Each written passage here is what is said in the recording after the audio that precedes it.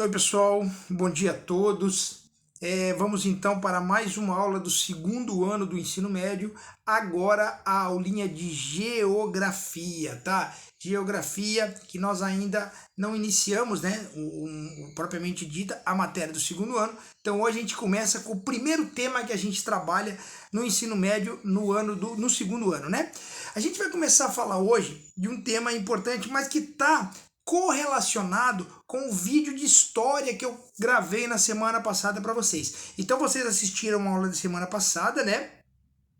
Viram eu falar ali de Revolução Industrial na história, como ela se deu, né? E hoje eu vou falar um pouquinho de Revolução Industrial também, só que no campo da geografia, mais algo de temas assim. Só que antes da gente chegar nesse tema, eu quero falar um pouquinho para vocês sobre um assunto muito legal, que é a mudança da geopolítica que se deu a partir do século XV até os dias atuais, entendeu? Por que é importante a gente saber isso? Porque a partir de agora a gente vai fazer matérias muito relacionadas em geografia e história. Temas, né? Relacionados em geografia e história. Então uma coisa vai acabar se complementando à outra. Então a gente precisa entender como que o mundo se deu nessa formação atual que a gente conhece hoje de 5 continentes, né? Mas que, claro, precisam ser entendidos, né? E estudados cada vez mais. Vamos iniciar então, pessoal.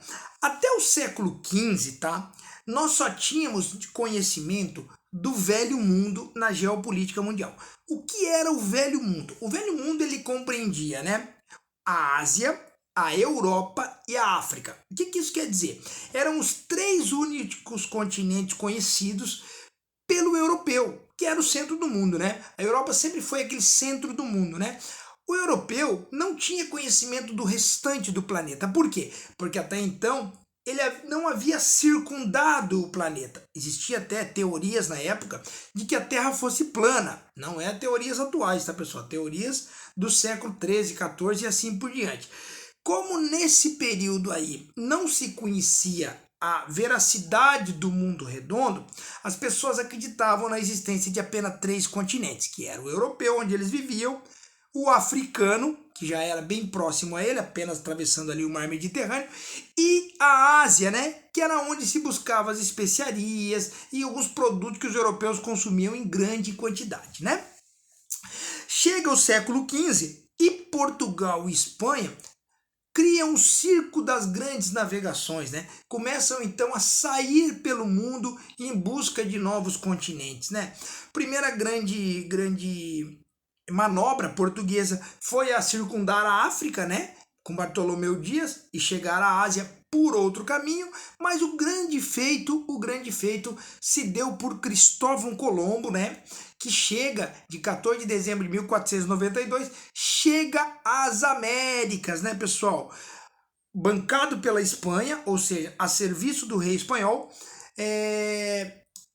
Cristóvão Colombo sai da Europa navegando com o objetivo de circundar o mundo, mas não acreditando que iria encontrar outro continente. O objetivo principal de Cristóvão Colombo era chegar à Ásia, chegar às Índias para, claro, comprar especiarias, só que, claro, buscando um novo caminho, né? Aí é uma outra coisa que eu vou contar em história depois para vocês. Só que nesse meio tempo, Cristóvão Colombo então encontra um novo continente. Esse continente denominado de Américas, pessoal, ou seja, América do Norte, América Central e América do Sul. Se bem que o local onde Colombo aporta o seu navio era onde é o México hoje, né? Então, as Américas, na visão dos europeus, passa do México para baixo, tá? Estados Unidos e Canadá vai aparecer um pouquinho depois na história.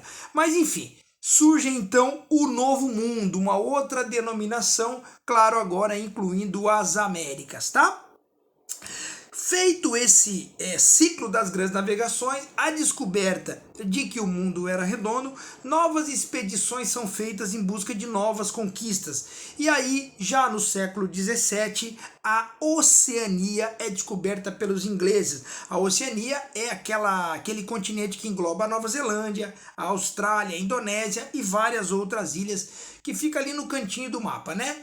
E, por fim, ainda nesse período, chega-se à Antártida, pessoal, o continente gelado, não pertence atualmente a nenhum país. Por quê? Porque não existe a necessidade de ser colonizado, que não tem como viver lá devido ao frio. Então, com isso, a gente fecha todos os continentes conhecidos, né? Ásia, Europa, África, América, Oceania e a Antártida, tá? Então, só para a gente poder ilustrar um pouquinho de como se deu essa formação continental que a gente conhece hoje e quem foram os responsáveis por essa distribuição populacional e até colonização, né? Iniciando pelos europeus, né?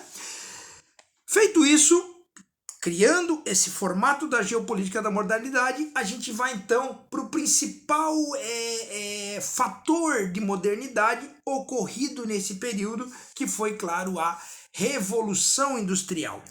A gente viu já na aula de história que essa Revolução Industrial foi dividida em duas partes, a primeira Revolução Industrial e a segunda. E aqui no campo da geografia, a gente ainda criou uma terceira, que eu vou explicar já já para vocês. Olha que interessante, pessoal. A primeira Revolução Industrial, ela acontece no século XVIII e XIX, tá bom? 1760 a 1860. São 100 anos ali de industrialização, tá? Se deu por quê? O processo artesanal deixa de ser continuado, se torna descontinuado, né? E o processo industrial ganha força no setor de tecidos, né? O pessoal sai da máquina de tear para as grandes máquinas de teares dos industriais, né? Se destacam dois fatores importantes na geografia. A matéria-prima, que era o carvão, né? Desculpa, o ferro, os teares todos construídos de ferro, e claro, a fonte de energia, que era o carvão, que abastecia as caldeiras dos grandes teares para a produção de tecidos, né? E também nessa primeira fase da Revolução Industrial na Inglaterra surge o capitalismo, nome esse que até então não era utilizado, porque tudo era muito manufaturado, né? Tudo muito ali artesanal. Então o capitalismo não tinha essa força. O primeiro capitalismo que a gente vai ter contato é o capitalismo industrial, ou seja, produção em grande escala, o lucro do industrial, a distribuição errada de renda, o pagamento dos salários para aqueles que produziam, claro que isso totalmente incompatível com o lucro do industrial, mas claro, dentro daquilo que era praticado na época, tá? Então, gravem esse nome, a primeira forma de capitalismo da primeira Revolução Industrial é o capitalismo industrial. Aí o mundo segue, as coisas evoluem, e ainda nesse período, claro, surgem as inovações. E que inovações que a gente vai destacar aí, pessoal? Como eu falei, construção das máquinas a partir do ferro e, claro, o carvão para abastecê-las. E olha que interessante, pessoal, surgem os meios de transporte que até aquele momento eram braçais, eram o mais antiquado possível. Principalmente a locomotiva de vapor, a Ana Maria Fumaça, e os navios a vapor. Então, isso, claro, se você for analisar com um olhar mais atual, era algo já obsoleto, mas que para a época era um avanço tecnológico fora da realidade. A Maria Fumaça, ela chegava a uma velocidade estupenda de 20 km por hora quando foi criada, o que era, para aquele momento, uma coisa espetacular. Então isso fez com que todo o processo que a Europa estava fabricando principalmente a Inglaterra, né, conseguisse alcançar outras partes do mundo, ou talvez outras partes da Europa, né, a partir da criação do navio e também da locomotiva, tá? Ou seja, o processo industrial era algo que não voltaria para trás e a partir daquele momento só teria a evoluir. E evoluiu tanto que saiu da Europa, né, e veio para a sua segunda fase, a segunda parte dessa evolução, agora, claro, chegando no Novo Mundo e tendo o seu início já na América do Norte, já nos Estados Unidos, que foi um país colonizado pelos ingleses, ou seja, a tecnologia inglesa da primeira Revolução Industrial vem para os Estados Unidos durante a colonização. E o processo industrial cria uma outra forma de se fazer, agora já atingindo a América. E claro, além dos Estados Unidos, países europeus além da Inglaterra, como a Bélgica, a França, a Alemanha, Itália e lá na Ásia, o Japão, também iniciam esse processo de industrialização. Até esse momento, pessoal, um processo totalmente positivo, apesar de todas as barbáries que eram cometidas para se sustentar essa máquina industrial, era um caminho sem volta e a industrialização estava tomando conta do mundo. Isso vai chegar a um ponto tão extremo, pessoal, que é graças a essa revolução industrial que a gente vai eclodir lá na frente a Primeira Guerra Mundial. Mas isso é outro assunto, tá? Surge então a Segunda Revolução Industrial. Mas o que a gente tem de comparativo com a primeira? Presta atenção, pessoal. O ferro, que antes era a principal matéria-prima da primeira fase, é substituído agora pelo aço. Olha que interessante. O que isso vai mudar? Poxa, pelo amor de Deus, a durabilidade das máquinas, a durabilidade dos produtos envolvidos na Revolução Industrial ou na indústria tomam uma outra resistência, dando continuidade a um trabalho um pouco mais garantido. Surge também a energia elétrica como fonte de energia, pessoal. Ou seja, tchau carvão, já era para tu, agora é energia elétrica. O que muda, André? Pelo amor de Deus, vamos trabalhar agora 24 horas por dia, vamos aumentar o processo industrial, vamos jogar produtos industrializados no mercado.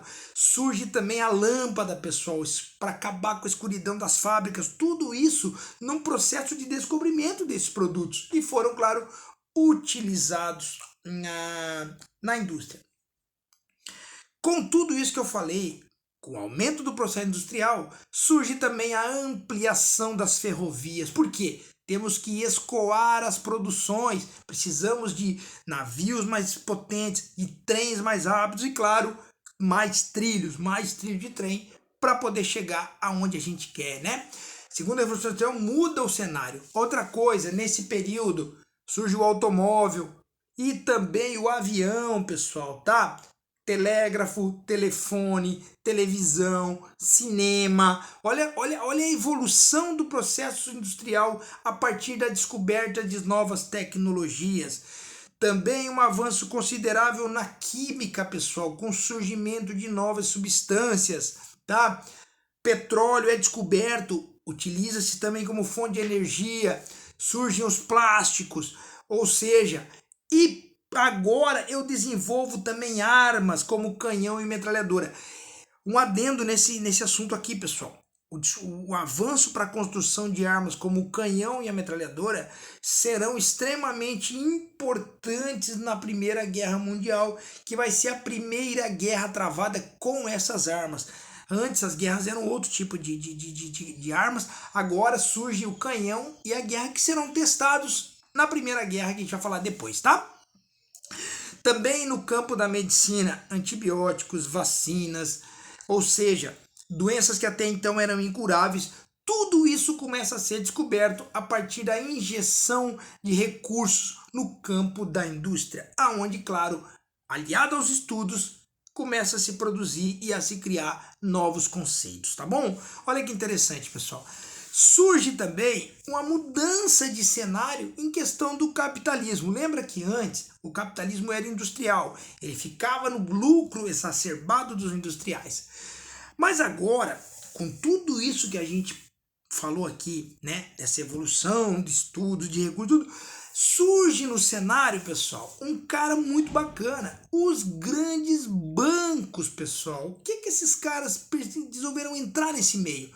Pessoal, olha que interessante, o bolo estava ficando muito grande para os industriais, né? O lucro estava demais, então os bancos observaram o quê? Opa, vamos buscar um pedacinho desse bolo. Ou seja, pessoal, os bancos começam a fazer o dinheiro do industrial girar, pagar o juro para o industrial, emprestar dinheiro para aquela indústria que não tem tanto recurso, cobrar juro daquele pequeno industrial e assim por diante. Aí, claro, num cenário bem parecido com o que a gente conhece até hoje, tá? Que é o trabalho dos bancos de emprestar e cobrar juros daqueles que necessitam, tá? Então, essas duas fases da Revolução, elas foram as principais. Daí, da segunda para frente, a indústria só evoluiu. E a gente acompanha atualmente como ela funciona, né? Mas eu disse a vocês que, na geografia, a gente fazia uma divisão, a gente colocava mais uma revolução industrial ali, que era a terceira revolução industrial, ou então a revolução técnico-científica, ou seja, novas modalidades de estudo, de conhecimento e de inovações vão surgir que vão nos acompanhar até os dias atuais. Por exemplo, engenharia genética, robótica, satélites de comunicações, os computadores, os softwares, os faxes, celulares, enfim. Por fim, a internet. Então você pode falar, pô André, mas essa então é bem recente.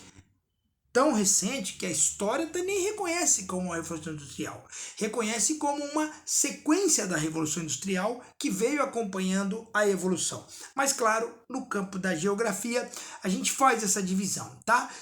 Dizem até que a biotecnologia, a nanotecnologia, que é o que a gente vive agora, né, dos pequenos dispositivos, já poderia ser considerado uma quarta revolução, mas ainda não foi determinado. Então a gente fica até o surgimento da internet como a terceira fase desse processo industrial que trouxe, claro, benefícios enormes para a evolução social. Só que, claro, cobra-se um preço muito grande para sua manutenção industrial, como é exploração de recursos, né, e uma série de coisas, tá?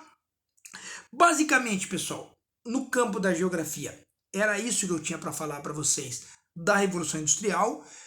Fazendo um paralelo com a história, a gente consegue compreender bem bacana o que isso quer dizer e aí consegue entender um pouquinho mais de tudo que eu utilizo hoje. Teve um início lá no século XVIII e a partir daquele momento as coisas só tiveram a evoluir e, claro, tendem a evoluir cada vez mais, tá bom? Fechou então? Até a próxima aula e qualquer coisa estou à disposição.